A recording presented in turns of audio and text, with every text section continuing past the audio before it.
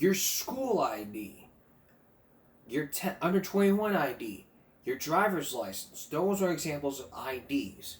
But have you ever heard of a complaint ID, a complaint card, the Real ID complaint card? Well, you're about to find out. Good evening, welcome to Give Me a Break. I'm Jonathan Carmody. If you're planning on traveling, you're going to need an ID. What is it? What is the Real ID? Why is it part of travel requirements? And what do you need to know? Here's Alexa Scott. Do you know what a Real ID is? Yes, I do. About 2 inches by 1 inch that people carry in their wallets. It's so you can identify yourself to law enforcement. The general consensus is that some people may be familiar with a Real ID, but there are others who aren't. The deadline to get one is quickly approaching, but if you live in Texas, you should already have one. So the state of Texas has been implementing Real ID since October of 2016.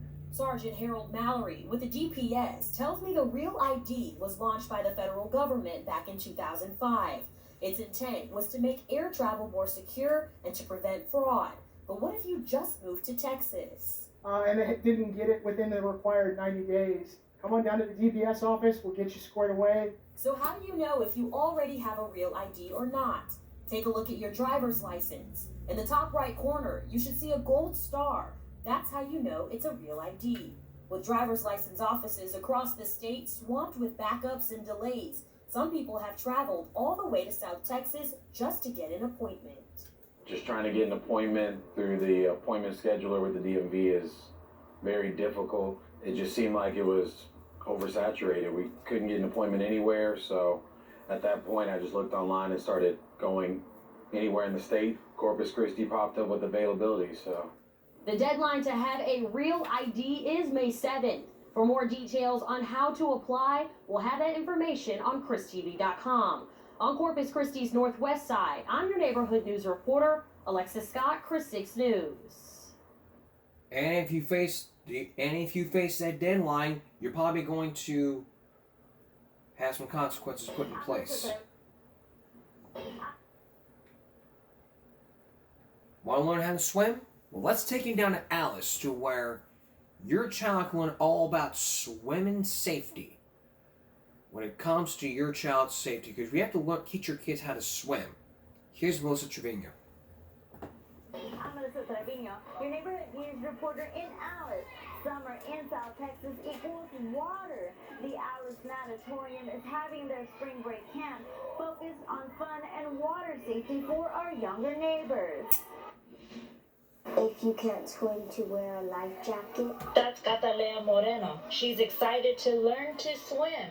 The 7-year-old says, I'm learning how to swim and to not be scared of the water when I put my face in. She says she wants to swim competitively someday. For now, she's wearing her life jacket and goggles in the pool at the Alice Natatorium while her mom works. Our objective here is so the kids can have fun while their parents are still out having to work.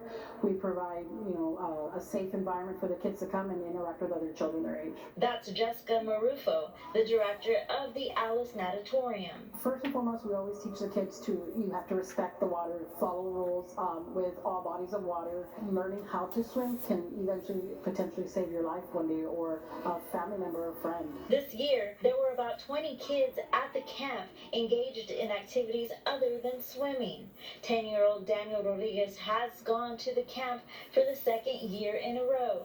So I'm having fun and I'm being safe when I'm swimming. He's there to learn more about swimming, especially with lifeguards watching. According to Texas Family and Protective Services, in the last 5 years, there's been one water-related death in Jumo's County for children between the ages of 0 and 17. Supervision is key to ensure safety for children near any body of water. These neighborhood kids want to remind everyone. Covering your neighborhood news in Alice, I'm Melissa Trevino, Press 6 News. And it's very important we teach our kids how to swim, because if we don't, it's very important that we teach, because if we don't, how are they going to learn that in the real world? We may have future lifeguards put in place. A lot of kids may want to grow up being lifeguards, how to save a life. But it takes a lot more than just saving a life. You got to go through lifeguard school. The new Parker Pool is opening up, coming soon. And new lifeguards are going to be posted in. And on the future Gaming Break, we're going to be doing a broadcast from Parker Pool so that we can talk about what it means to be a lifeguard. We'll do career break because all of y'all want to be, follow your dreams to be like me, be a musician. We may have a special guest musician or a news reporter. I may have my good friend Tony Halamir come on the broadcast so that he can teach you how to be a good anchor. Hell, I may even take my show down to Del Mar College with my great friend Alyssa Lamb.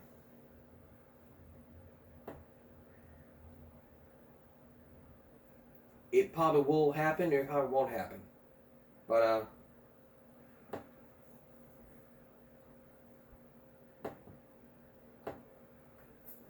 it probably will happen, or probably won't. We'll let you know in the near future. What are these shipping container homes doing here in Flower Bluff, and what does it mean for veterans and seniors? Tony Halamir or some neighborhood news reporter from Flower Bluff is going to look into this and give you some details and give you some answers to these questions when we come back. Stay with us. Welcome back. Take a look at this. Does this look like some ordinary shipping containers with a piece of wood? Well, coming soon, it may be a home to all veterans.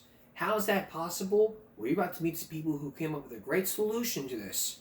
And it may have some good answers. Here's Tony Halamir.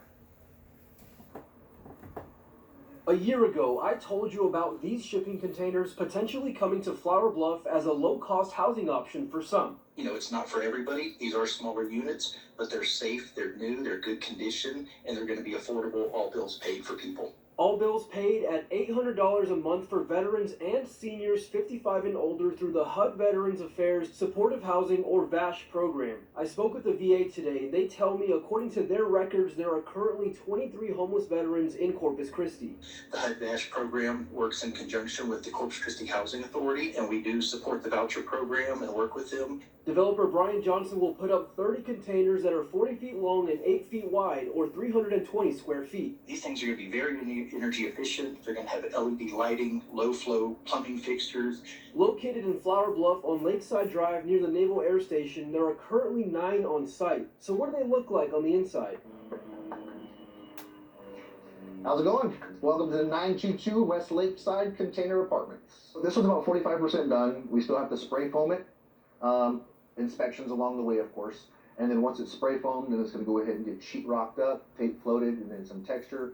And then paint's going to go on it. And then floor, trim it out. Jeremy Spear is a construction site manager and also lives in a container similar to this. I asked him what the plans were to keep the metal container cool in the South Texas heat. But we use a spray foam, closed cell spray foam application that it turns into a giant Yeti. In essence. The first few container homes could be available between 4 to 6 months from now. Brian Johnson, the developer, says he already has 4 people on the wait list. In Flower Bluff, I'm your neighborhood news reporter, Tony Hadamio, Chris 6 News. So if you're a veteran and interested in this, feel free to sign up.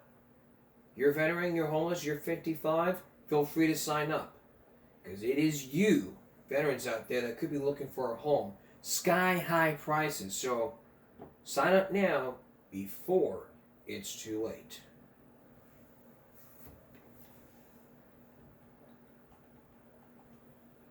It's never too late to sign up for anything. Even if you don't sign up, nobody knows. If I were him, I'd bundle my home and auto and pick up the real victory. Savings. Are you? Welcome back. Well, if you're gonna catch a glimpse of the New Harbor Bridge, well, have we got an exclusive look for you? Photographer and editor Maitland Rutledge and I, in fact, were the first members of the media allowed to do so. Take a look. Take a look at this. This is the design of the New Harbor Bridge that's being put in place. Would you like to have an exclusive look? Well, tonight, you're about to get an exclusive look with the photographer and the reporter. because for the very first time, the city has allowed media to be the first to get an exclusive look at the new Harbor Bridge. How's it being built, and when is it going to be complete? Here's Mike Gillespie. A major milestone is now within sight for Corpus Christi's long-awaited Harbor Bridge project.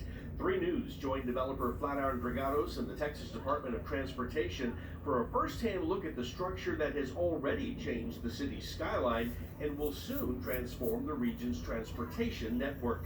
The new Harbor Bridge is set to be the longest cable-stayed bridge in the United States, and a longer bridge means a more graduated drive up one side and down the other. The deck sits at 205 feet above the water, much higher than the 138 feet of the structure it will replace, bringing more navigational clearance. It will also be open to pedestrians and bikers and will include an observation area with a bench and 2 telescopes. One thing the 2 bridges will have in common is the use of nighttime programmable LED lighting for various themes to be displayed. Right now, a lot of the ongoing work has to do with finishes. We've completed the structural elements and closed the midspan of the bridge so it's fully connected. At one point, there were construction delays due to structural concerns and the need for design modifications, prompting TxDOT to suspend work on a portion of the bridge in July of 2022. Those concerns were addressed, and now workers, vehicles, and heavy machinery move around with confidence, with plans to open the new bridge soon. We're less than months away. We'll be open well before summer is the best I can give you right now. Now, we've had government officials at both the local and state level tell us that a May opening for the bridge is not entirely out of the question. In fact, they're coordinating with Governor Abbott's office to make sure that his schedule would allow him to be there for the opening. A couple of other things that fascinated me. Number one, when they were connecting the 2 sides of the bridge, I kept wondering, what if they miss? TxDOT says they got within a fraction of an inch of what their construction engineer said had to happen for them to do that. So amazing engineering feat. Folks also ask, okay, so what happens to the old Harbor Bridge? It'll be open for about 2 months after the new one opens, so that folks can still have access to North Beach while they finish up some of those roads there. So a lot of stuff happening there. Great. Burt's Bees moisturizes with a tingle of And I may do my last walk on the Harbor Bridge if my mama lets me. That'll probably never happen, but it'll probably never happen, but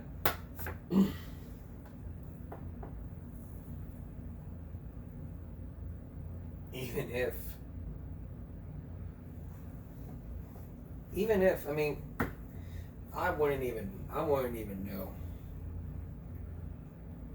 Just wow.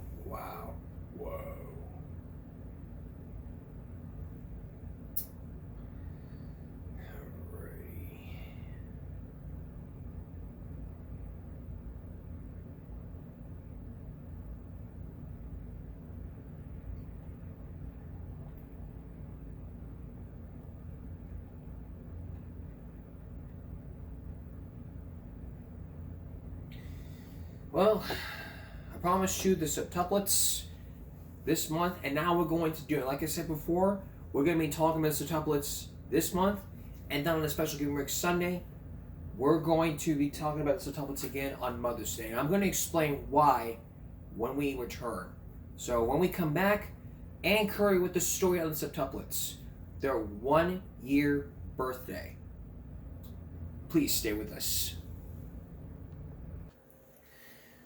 We're just 2 months away from Mother's Day, and I thought we would give you a sneak preview of our Give Me a Break special coming up on Sunday. If you have not seen this story from back in 1997, where were you then? Still in the womb? Under a rock? Going to work? Working late? If you watched this Dayline NBC segment back in 1997 talking about the McCoy septuplets, you might be wondering just how did she do it? Tonight, it's been a year later since the story was aired, and now we're going to give you a glimpse. The first birthday, the first weeks together, and each child developing in his or her own way. So how are they doing now? Here's Ann Curry.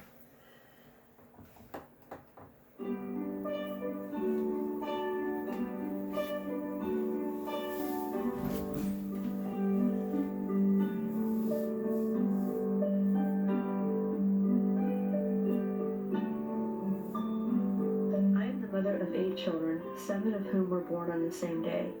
That doesn't necessarily qualify me to write a book about motherhood. My oldest child has just turned 3 years old. I don't know yet what it's like to be the mother of a 4-year-old. I certainly don't know how to parent teenagers. But with the birth of our babies, my husband, Kenny, and I embarked on an adventure given to us by God.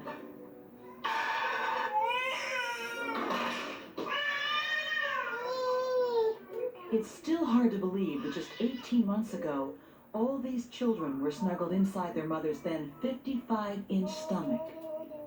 Now, a year and a half after septuplets' incredible birth, each is progressing at his or her own pace. And as you'll see, some are making strong strides. Others are struggling to catch up. And while it's too soon for Bobby's 4 sons and 3 daughters to understand the meaning of Mother's Day, they are learning how to express love for their mom. Seeing the smiles on the faces of my children when I talk to them provides some of the most rewarding moments of motherhood. Something about the sound of my voice makes their eyes sparkle. And when I say their names, sometimes they even laugh with joy. I know how they feel. I remember how I felt when Michaela first began calling me Mom. Few moments in life are that precious. In her new book, Celebrating the Wonder of Motherhood, Bobby shares the joy of achieving a lifelong goal. Why did you want so much to be a mother? When I was growing up, like from 5 until I left for college, Mom was home every single day. And so that's the only thing I knew. You know, that's what moms did, is they stayed at home and cooked and sewed and cleaned and ironed. And I don't know if it was a conscious decision that, you know, I want to be a mom. In fact, Bobby dreamed of having babies from the time she was a child herself. Her mother, Peggy Hepworth, remembers. When she was about 4 years old, and I was standing at the kitchen sink, and she came up and she said, "Mommy, where do babies come from?" I told her babies come from God. And that totally satisfied her, and she went off to play. A short time later, she came back and she said, "If babies come from God, do you suppose he would have any left over for me?" And did God have leftover babies for her? I guess he did. But from the moment the McCoys made history on November 19th, 1997, 4 boys, 3 girls, all healthy. the septuplets' future has been questioned. If all survived, would they suffer long-term consequences from having limited room to grow in the womb? What about the dangers of entering the world almost 10 weeks early? And how could one woman adequately mother this many children at once? Few could fathom what was going on inside this tiny house in Carlisle, Iowa, when all the babies finally came home from the hospital last spring. At first, Bobby needed round-the-clock help from relatives, her church family, and the local community. By the fall, she had cut the volunteer schedule to 12 hours a day, 6 days a week. When we visited last November, this was a typical day for Bobby. 6:45 a.m. Kenny supervised the first of 32 daily bottles before leaving for work. Bobby tended to Natalie and Alexis's tube feedings. Then she and the volunteers had the babies washed, weighed, diapered, dressed, and put down for a nap, all by 9:30 a.m. A quiet moment with Michaela was soon followed by a tour of household duties, playtime, an unexpected trip to the doctors, a second nap, another round of bottles, and 12 jars of baby food served at 3 o'clock. Next, more playtime, a third nap, the last of 40 diaper changes, another set of clothes, the day's final drink, and finally at 7 p.m., bedtime. Good night.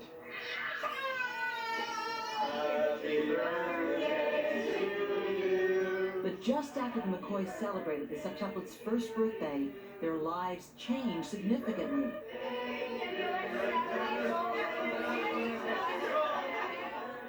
They moved from their tiny home to sprawling new quarters just up the street. The 5-bedroom, 5-bathroom house that the McCoys now call home was built on and largely furnished by the goodwill of more than 120 companies. It is here that Bobby's experiencing a new peace of mind. How's motherhood treating you these days? It's going very well. It's getting easier in some aspects, more difficult in others. Easier as far as just general care is concerned. You know, they're not on bottles anymore. They're eating 3 meals a day. But more difficult in that now the discipline issues come in, you know, when you tell them no and they look at you and do it anyway. So. The pace, while still fast, isn't as breakneck. Bobby has cut the volunteer shift yet again and now relies on fewer people to help from 8 to 5, 6 days a week. That's partly because there is someone else who is home a lot more. Boom, boom, boom, boom, boom, boom, boom, boom. They like that. After 15 years of working at the same car dealership in Carlisle, Kenny quit at the end of February. It was just a good time for me to kind of spread my wings as it was and trying to maybe seek out better ways and more efficient ways to provide for my family. It was always Bobby's goal to have a lot of kids. Kenny is now trying a career as a public speaker for religious organizations and social service groups. He says with only 2 to 4 speeches a month, he can support his family and cover the utilities and taxes on a house that has no mortgage. The McCoys are also counting on profits from book projects and product endorsements, some of which involve the children. Here they are shooting an ad for the National Milk Processors, released this week. Each sported their milk mustache with characteristic charm, but getting 8 toddlers to mug for the camera all at once seemed to give even seasoned pros a run for their money. It's the type of challenge that Bobby faces with the determination of a Navy SEAL, and for 2 months she's drilled Kenny on how to marshal their armed forces. The first few days were an adjustment, because it was like he didn't know anything about the daily routine, you know, and I got up in the morning and thought, why doesn't he know this? Why doesn't he know what I fix for breakfast for the kids every day? He's been here for 1.5 years. How much does he play a part in taking care of the children or doing the housework? Well, he goes in spurts. Oh, this sounds so familiar. Some days he is just on a cleaning frenzy and you just can't stop him. It's like, would you take a break? I gotta clean up a little bit first.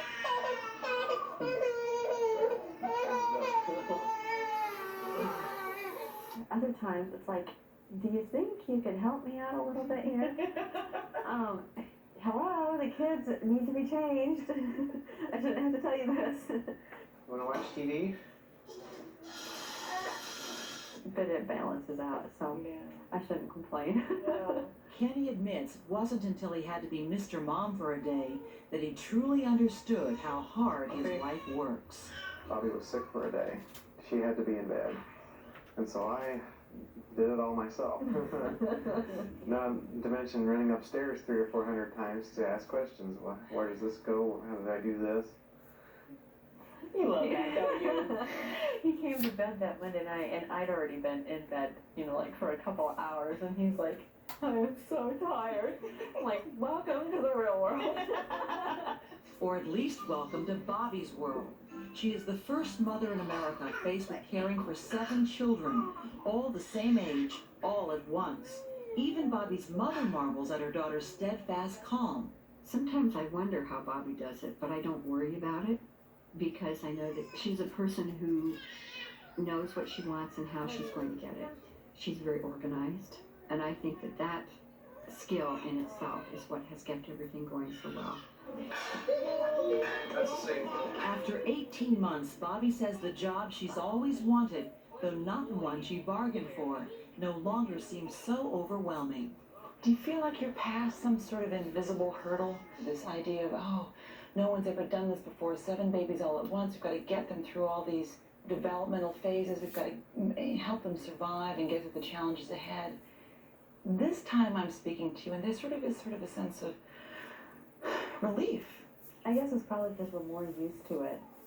You know, we do have a lot of time now where we're by ourselves. Well, that was just partial. Now, let me ask you, Jonathan, why would you even do a partial story when it's not a full story? I'll explain why. It's because of this video. It was a partial episode of Dateline. If it was the full story, then maybe it would be it. But what I want to do right now, because that was partial story, that was from a year and a half after the babies were born. Now what I want to do next is give you a preview. I want to give you a preview of our Mother's Day special. Each of us 4 years. Then, because y'all going to be asking me, is it going to be a second look? Well, NBC Thursday after a moving family. Grace is getting married. The Will and Grace wedding event, NBC Thursday. On the night the McCoy septuplets turned 5, a moving family album from the family that's moved so many of us. 1997, Carlisle, Iowa. Remember how it all began? She says, this has never happened before, but there are 7 babies there. And what did you think? Sheer terror. Others were concerned too. Some people say you should never have carried 7 babies. A controversial pregnancy, a decision that might have turned dangerous. I'm the one who had to answer to God. But then, after all the waiting and the praying, 5 years ago today, 4 boys, 3 girls, all healthy. tiny miracles, some weighing under 3 pounds. Ever since, we've watched as 7 fragile babies became 7 active toddlers with 7 big personalities. She's my little model. She was our fighter. Well, he's always been a fighter from the start. Each year, we've counted the birthday candles. I can't believe that they're going to be 2. Where'd my babies go? Where didn't they go? We were along for their first trip to the zoo, their first trip to Disney World, not to mention their adventures closer to home. They can open the door and they'll drag toilet paper all over the house. Along with us, you've seen it all. But until now, you haven't heard from the McCoy septuplets. Tonight, their first sit-down interviews, sort of. What do you learn in school? We get some snacks! And we don't shy away from the tough questions. Who is the biggest? Tonight, Ann Curry with the septuplets at 5, a Dateline special. That's coming up on a special Give Me a Break Mother's Day. And oh god, I'm fucking crying here. I hope you'll cry too. Oh my god. We're gonna take a break right now, and you know what? Hold on. You're gonna love this special, and I have gotten permission to use this with proof right here. Yeah, this always makes my pieces from YouTube commentary. Absolutely. Because this is one of the greatest moments in Game Break history which we've ever done. If I had the 1997 version of this, it would definitely make me cry. Oh my god. We're going to take a break. We'll be right back. You think about buying some diamonds this weekend? Maybe getting that very special diamond to propose to your girlfriend? Well, stop right there. You gotta know about the 4 C's when it comes to getting that diamond. As the old rhyme goes, nothing says love like a little bling on the left hand of that little finger. Well, what if we told you about the 4 C's when it comes to buying a diamond? Because a lot of people don't even know about what the 4 C's are. And around several years ago, I did a little research while watching a Dateline story all about diamonds.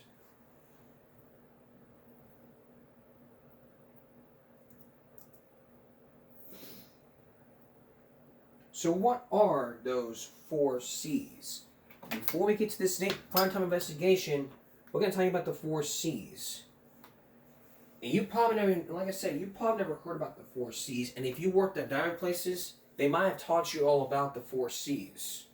So, these are the 4 C's that you must be able to understand. The breakdown of this. The cut, the color, the clarity, and the carat. Now you might be scratching your head going, what the fuck does that all mean? Let's break it down for you. The cut refers to diamond's shape and how well it's polished, which impacts the balance, fire, and sparkle. The color. It's graded on a scale from colorless, D to light yellow, brown, Z, with colorless diamonds being the most valuable. So if it's a D, it's a light yellow, or if it's a brown, it's a Z. The clarity. It refers to the absence of internal or external imperfections or inclusions, with flawless diamonds being the rarest and most valuable. And finally, the carat. It refers to diamond's weight measured in carats, with larger carats generally being more valuable, but not always, as other factors play a role.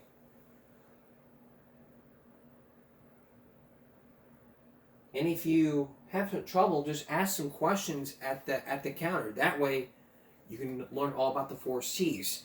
And if you may not know about the 4 C's, then you better watch out, because you may be in for a little scam. But the question is, do you really know about the diamonds that you're getting? Do they really know all about the 4 C's? Well, fasten your seatbelts, because we're about to take you on a hidden camera ride unlike any other, with some employees, some diamond employees, working for Primetime Live back in '93. Here's Diane Sawyer.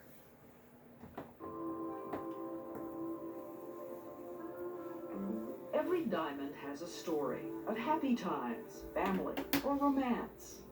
But these 3 women learned their story had a twist. So I didn't even dream of this. Didn't even dream of it. I was devastated. He said it's worth about $8. It doesn't seem very real that somebody could do this. To find out the kinds of things people do when the subject is diamonds, Primetime conducted a 3-month investigation. We gave our producer an enviable assignment. Take $25,000 and a hidden camera and go out and buy diamonds at the best price. We decided to begin where you might expect to find a bargain. 47th Street, New York's Diamond District. We started, as you might, randomly, the first store at the corner. Beautiful stones, one of the nicest stones I have in a carat size. We came to our shopping with some education about the so-called 4 C's that determine the value of a diamond. The carat weight, that refers to the size. The cut, which is about the depth and width and angle of the facets. Clarity, whether there are flaws in the stone. And the color. Jewelers grade color on an alphabet from D to Z.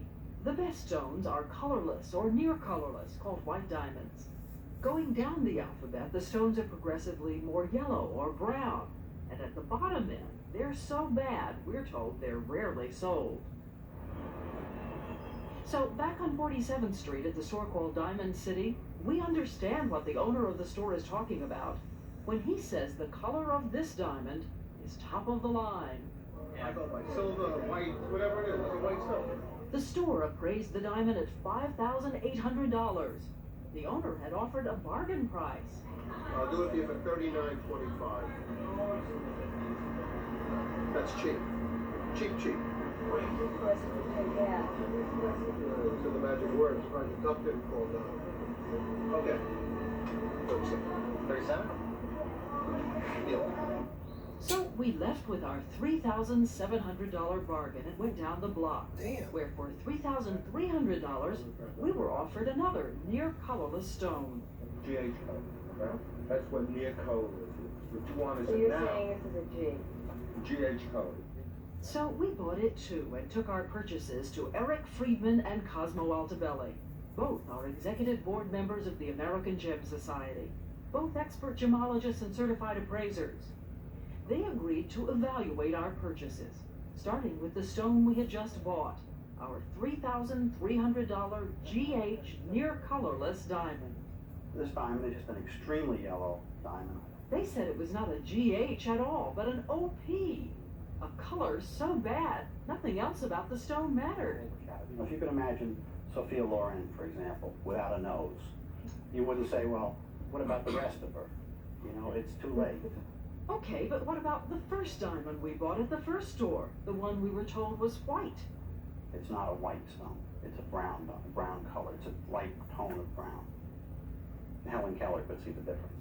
To be certain of this, we also had our 2 diamonds graded by the Gemological Institute of America, which confirmed Our stones were yellow and brown.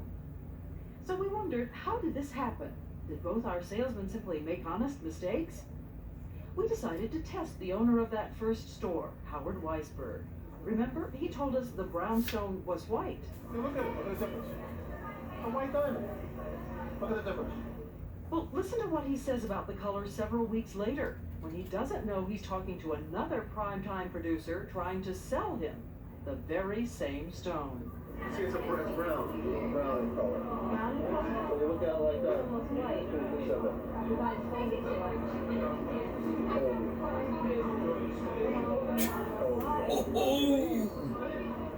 He sold it to you, he told you that because he sold it to you. You don't believe everything people tell you from now on. Okay? You lie a little bit. Lie a little bit? Yeah. That's what most people do. And here's what happened down the street with Howard Jacobs, who for $3,300 sold us what he had claimed was a near colorless stone. That's what near color is. Now, wearing a suit, he agrees with our experts. There's a problem with the color. Yeah, but you wouldn't check. What is it?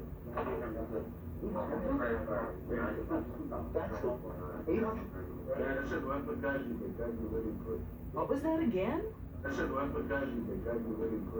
He and his partner confirmed the stone is yellow. Yellow? So we thought it was time to come in and ask Mr. Jacobs some questions about his two very different stories. I'm back inside. Can I talk to you? We told him the lab said our diamond wasn't a GH as he'd said. It was an OP, a far cry from the near colorless he put in writing. You told us. This is you. You want to see it? That's me. Mr. Jacobs insisted we still got our money's worth, though he offered his version of buyer beware. It is true that the salesperson does tend to exaggerate. I mean, he does. He exaggerates the color. I mean, he does. He's trying to sell the stuff.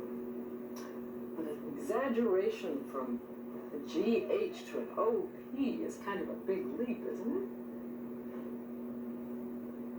Were you trying to sucker us? Are you kidding me? As for the owner of that first store, Howard Weisberg, when he saw us coming, he fled. Mr. Weisberg, don't you want to know what we're going to be talking about? If you'd like to talk to me without the camera going, I will talk to you. I left my phone numbers, but Mr. Weisberg beat a trail down the street and has never called. As for the two diamonds we had just bought, our experts said people who knew what they were getting would have paid a lot less, at least $2,000 less. And our experts also warned that the practice of exaggerating the grade of a diamond happens a lot of the time. I can't say it's half the time, but it's very common. Prime time was had. That's true. This is it. This is it. Mary Beth Lenzini also thinks she was had by her local jewelry store, but in a different way. She's a school teacher from Hannibal, Missouri, and saved a lifetime for her $5,600 anniversary stone. My husband would look all the time at it and say, oh, it does have a lot of fire, you know. And so we felt very good about it for 2.5 months. She learned her diamond had a crack in it, and her jeweler had sealed it up with a chemical. He's now under investigation. It just seemed almost, you know, that we were searching for someone to dupe us. So sometimes your neighborhood jeweler can fool you. But does that mean you're better off then with a big retailer, say shopping on television, or a big department store like Macy's? Well, we decided to buy 2 diamonds at 2 separate Macy's stores. On Long Island, we bought what we were told was another GH colored stone for $4,900, though our experts said that in fact that was 1 color grade too high, and the stone had more flaws than we were told. And here's what happened at another Macy's in Paramus, New Jersey. We're talking to someone who has 15 years experience, so yes, I've been trained by first. We decided to ask this trained manager of the diamond department about the cut of the diamond. As we said, it's very important. What jewelers call an ideal cut creates brilliant sparkle. The next level down is called well cut. But she had never heard of those terms. A reliable jeweler would never use his expressions. Have you ever heard the terms well cut, ideal cut? Of course, yes. The Macy's manager also had some definite opinions about the color of this $4,900 diamond.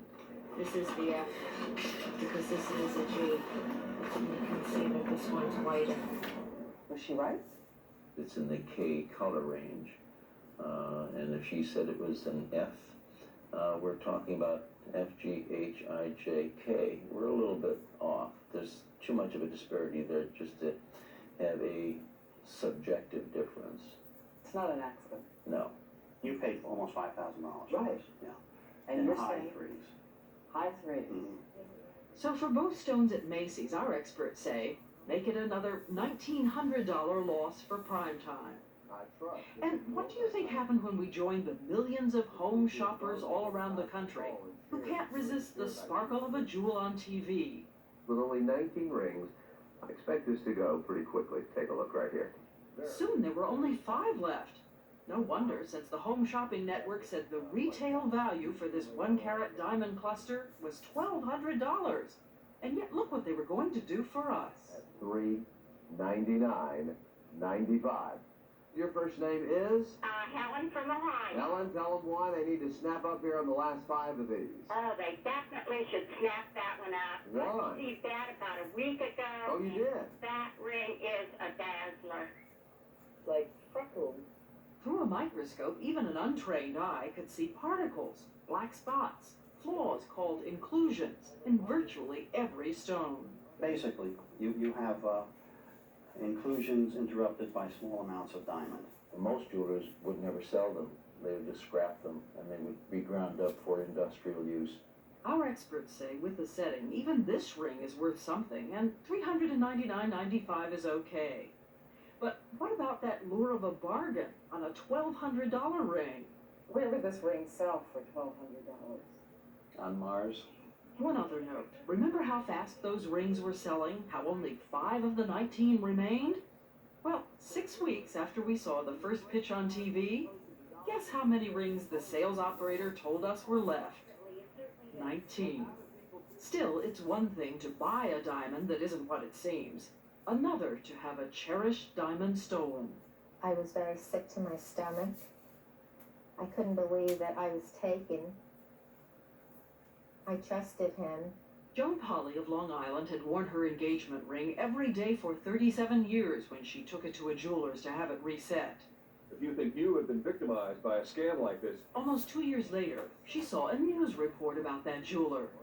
She checked her ring and discovered her diamond, worth $7,200, had been switched with a look-alike, a cubic zirconium worth $8. That same jeweler switched Robin Levy's diamonds given her by her mother, who died of cancer. It's a very upsetting feeling to think that somebody so brazenly stole from you. And those weren't the only stories we heard about diamonds switched by jewelers. So we decided to use what was left of our budget to see what happened to us. Our experts helped us buy a fine quality white diamond worth $6,000 to $8,000, but we got it at the wholesale price of $4,000. Since no two stones are alike, we had our stone plotted. It's a kind of map which shows details like these 2 tiny flecks. And finally, using a laser, we had an extremely tiny serial number etched into one of the edges of our stone. After the stone was mounted, our producer went to about a dozen shops saying she wanted the band enlarged, but none switched the stone on her. Then we asked Ethel Rosen, the mother of a primetime producer, to help out. Since we've been told older women seem more vulnerable, this is what happened to Mrs. Rosen on her second time out. Our expert, Eric Friedman, confirmed it was our serial numbered stone which she was taking into a shop in an affluent suburb of Philadelphia. Mrs. Rosen told the owner and jeweler it was a stone left her by her sister and she didn't know the value. He praised the diamond and said he'd have the band enlarged in 2 days. 2 days later, Mrs. Rosen returned, picked up the ring, walked out of the store and handed it to Eric Friedman, who was waiting a few feet away. This is not the same diamond. Hardly. To double check, we took the ring directly to a local expert, David Craig, who placed it under a microscope. As you can see, no serial number. This diamond is not this diamond at all.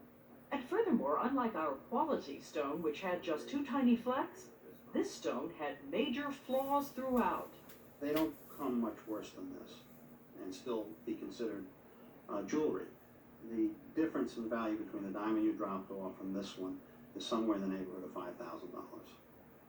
So you just lost $5,000 today. This shop is in a beautiful countrified setting. I mean, I'm sure the man is a respected member of the community. And I just don't know what to say. Hi, Mr. Calais? Yeah. Diane Sawyer. So we went back to Philadelphia to ask Mr. Rude Calais about the diamond he gave us. Well, we got a problem I want to ask you about. Do you do your work here? Do you do it all yourself? Sure. You do it all yourself. We told him it was a different diamond from the high-quality diamond we brought in. Is that a high-quality diamond? What's going on here? I don't understand this. We're just curious. There's something that happened here. That's not the diamond we brought you, but that's the setting. And guess what? It had a tiny serial number etched into it. Right. The diamond we got back, the diamond that's in this ring now, no serial number. What? How did this happen? I sized the ring for you. I didn't do it. I sized the ring for you. Was the stone taken out of the ring? Absolutely not. So you're completely shocked by this? Absolutely. Somebody's got an explanation. This is not very nice. Well, it's not very nice to switch stones if somebody switched stones. Look, that's not my practice. I do not switch stones. Could this have been an accident? The only accident that could have happened is if, for some reason, he was not paying attention whatsoever to what he was doing and had 2 similar diamonds on his bench and mixed them up. But he said that he never took it out of the setting. It was always in his hands. So here we were at the end of our shopping spree. Primetime had bought 6 diamond rings for almost $22,000. Our expert said we lost money on 4 out of 5 of them, and the 6th was taken. So we ended our outing $9,000 short and a lot wiser. Even if diamonds aren't forever, the shopping lesson is. Well, we asked both Macy's and the Home Shopping Network to reply to our report. Both companies said their diamonds were fairly priced based on information they had from their sellers. Although the Home Shopping Network could give us no explanation for their seller's appraisal, saying that this cluster ring, you remember that one, was worth $1,200 retail. Home Shopping Network also told us that if 19 rings were left after they said they were down to 5, perhaps the rings were returned or reordered for another segment. And both the Home Shopping Network and Macy's point out that they have liberal return policies for anyone who does check the stone and is dissatisfied. So how can you protect yourself? Well, first, know as much as you can about your jeweler and still get color, clarity, and size information in writing. And make sure you can bring the stone back. Get a second opinion from a certified appraiser, not an amateur. The American Gem Society is one of the certifying organizations. And finally, get one of those plots or maps of your stone. That way, when you take it in for repair, you can check and make sure it's the same stone that comes out. Do your homework. If you're going to buy your first diamond, make sure you do your homework when it comes to stuff like this. That way you won't be cheating and get your money taken advantage of. And if you don't do this, you could be taken advantage of and you will lose your money. There's no excuse for you to be losing your money because, I didn't even look at the fucking stone. Well, you should have, well, I'm going to be telling you now, you should have looked at the 4 C's of that diamond. And if you looked at the 4 C's, that would have given you a clue to say, oh, I should have known about the 4 C's. What do they mean? I mean, it's like people want to do whatever they want. That's completely fine.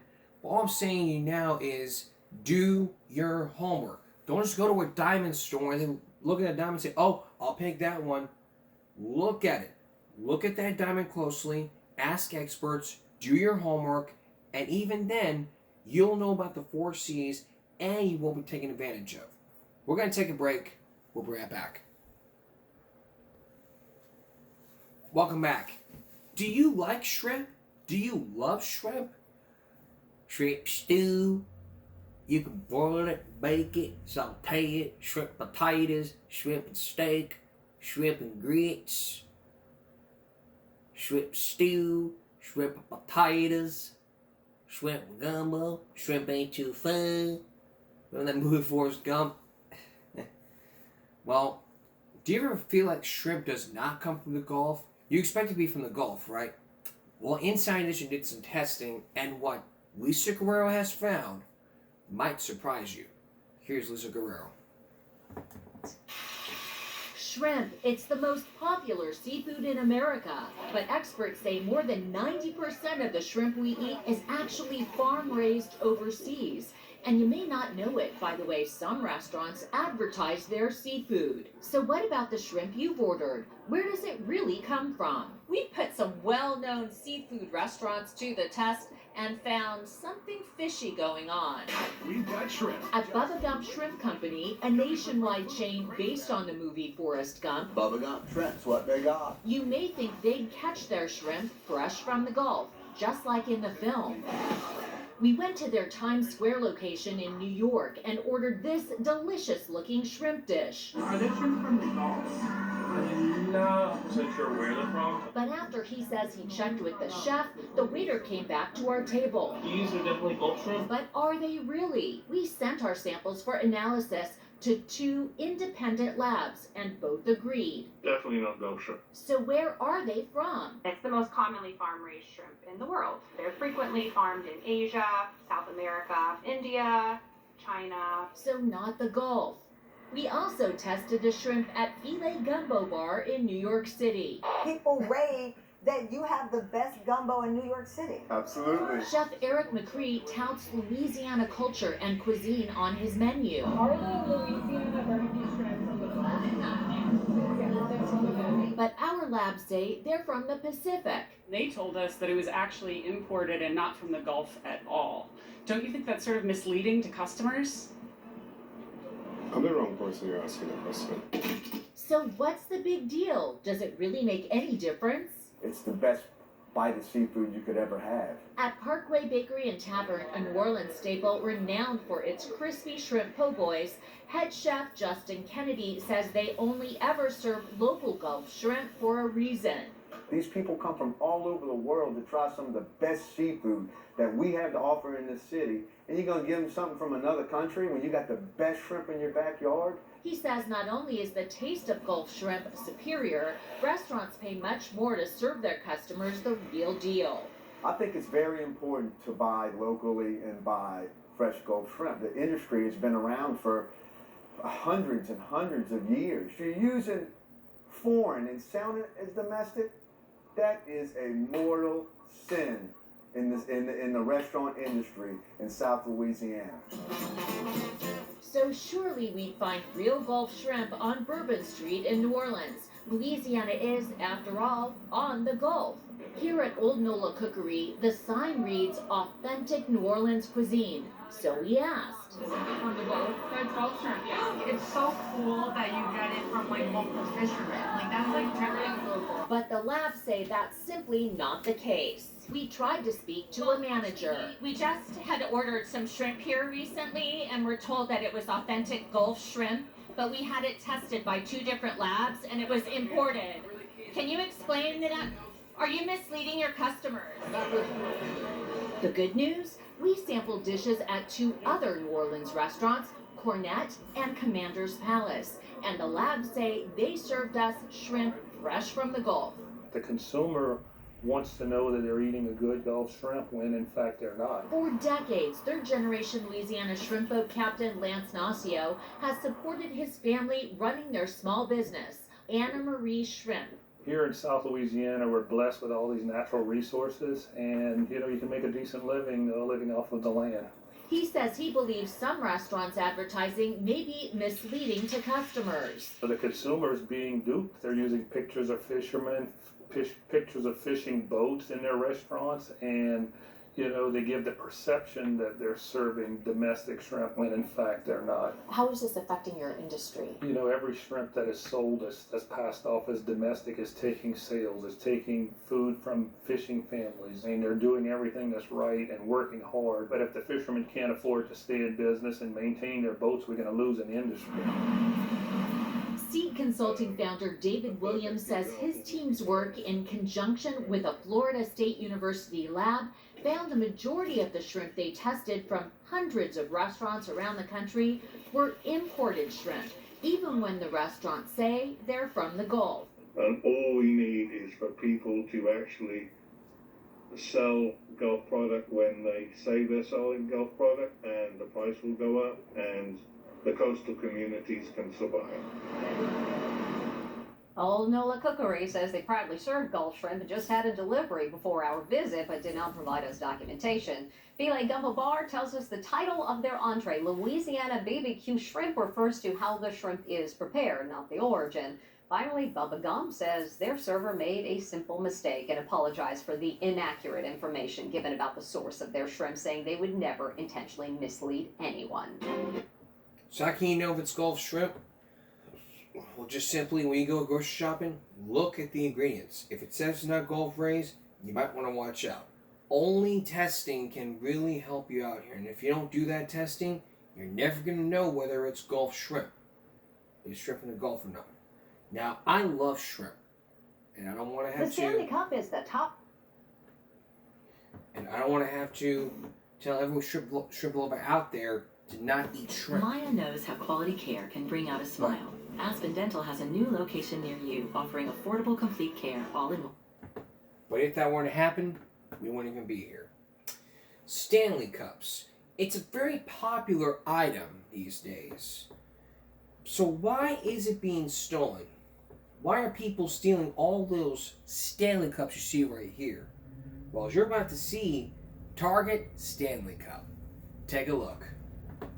It's a Stanley Cup crime spree.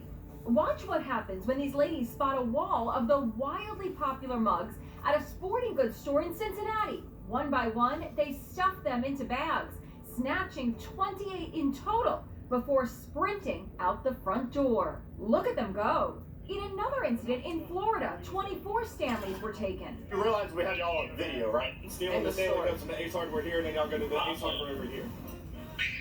Ever since the tumblers became a hot commodity last summer, I got a Stanley! Police say they've been busting thieves across the USA. Just look at all those stolen Stanleys stored in the trunks of cars. In Ohio, police say they arrested this woman going 115 miles per hour. And when they pulled her over, look what they say they found. The evidence is in the trunk. Stolen Stanley Cups. Stealing from debts. She's pleaded not guilty. Police say some crooks are getting clever, like this woman who is carrying a printed list of limited edition mugs so she can target the most expensive Stanleys. Louisiana Sergeant Jake Morris. As Stanley releases all these new vibrant colors, the criminals are targeting that. They're intelligent enough to know what's going to sell on the street. Stanley Cups can go for big bucks online. The limited edition purple collaboration with singer Olivia Rodrigo. This one is selling on eBay for an opening bid of $10,000. Damn! $10,000 for a Stanley Cup?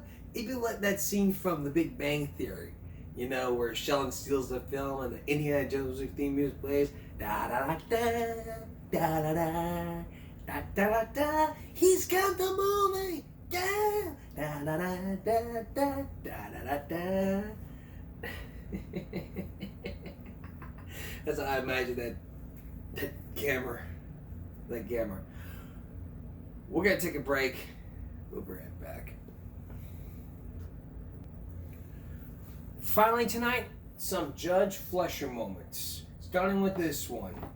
Sir, you're charged with unlawful carrying of a weapon. You're facing up to a year in jail and or a $4,000 fine. Officers were dispatched to a witness call at 8290 Custer Street in Harris County, Texas.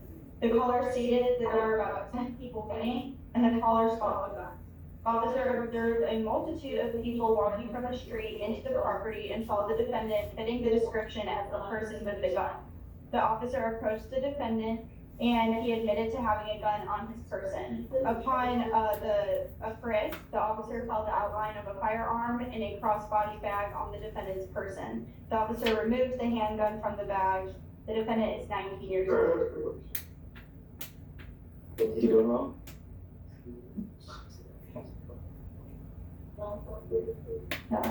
Hold on. Alright, I'm gonna find no probable cause in your case, Mr. Martin. Be careful. Sir, you're charged with unlawful carrying of a weapon. Walking while Facing black. up to a year in jail. Racism. That's got racism written all over it. R-A-S-I-S-M. R-A-C-I-S-M, sorry. That's got racism written all over it.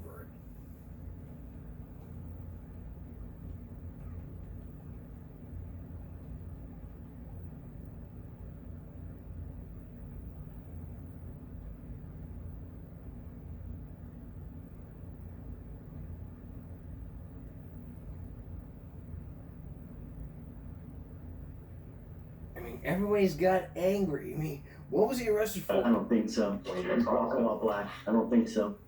He did what? Watch what Judge Fleischer does after finding out that the defendant is arrested for walking while black. October 4th, 2024, officers were dispatched to a possession marijuana investigation at 100 College Tree Lane in Harris County, Texas.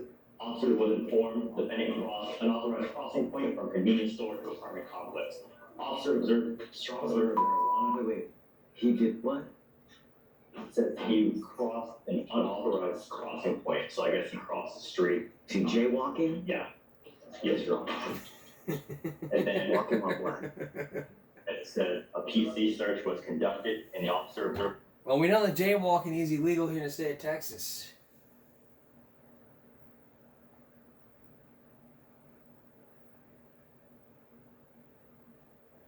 I'm not happy with you. You have a monitor on your ankle. It's been dead. Is it still dead now? Keep my charger with me. You keep your charger on you, but you don't use the charger because it has gone dead over and over. And I don't care if you come here with a baby to try to save your ass from going into custody. I'm not trying to save him. I'm the only one that could watch him. What's going to happen if you go to jail? These are things that you think about when you're in the free world and when you have bond conditions. Don't come back here with the baby, because if you're here and I put you in custody for one reason or the other, I will call CPS. We will hold you accountable. And if you continue to piss on my leg and tell me it's raining, there will be issues. I'm not happy with you. You quote Judge Judy.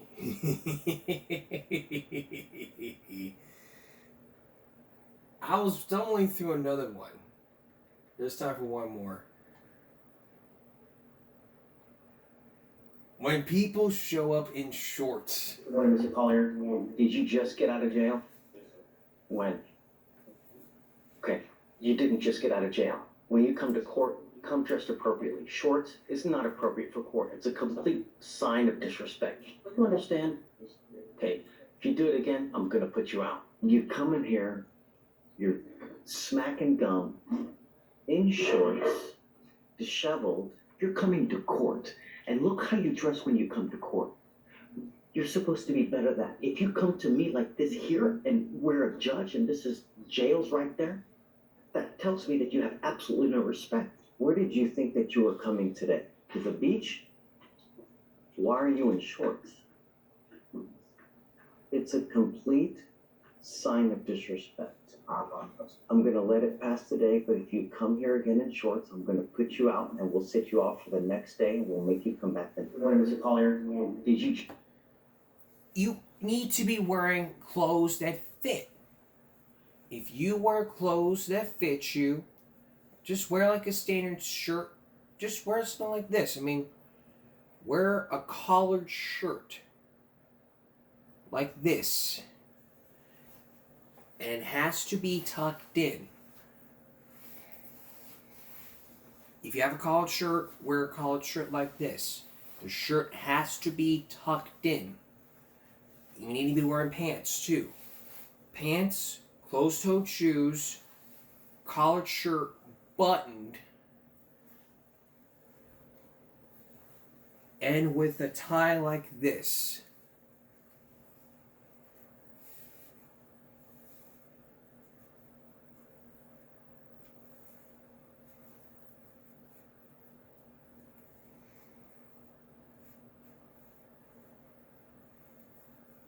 there you go. Do you see how simple it is? It is not that simple to be wearing something like this. It's not that simple. Just simply button shirt tucked in with a tie. Do you think that's easy to you? It is not easy. It's not hard. Just wear something like if you go to church. If you went to church, wear church clothes. Just a suit and a tie. You got to take court very seriously. And if you're going to court, we're going to take another look into how you dress appropriately for court. And also come up on our second look, some kids going to a program to where no sanitary conditions, last resort, pepper spray, let's go disablers. We're going to Paradise Cove for a second look. We'll see you then. That's all for this edition of Gaming Break Friday going to Saturday. We'll see you again for Gaming Break Saturday night. Follow us here at YouTube at Gaming Break. Stop bullying, speak up.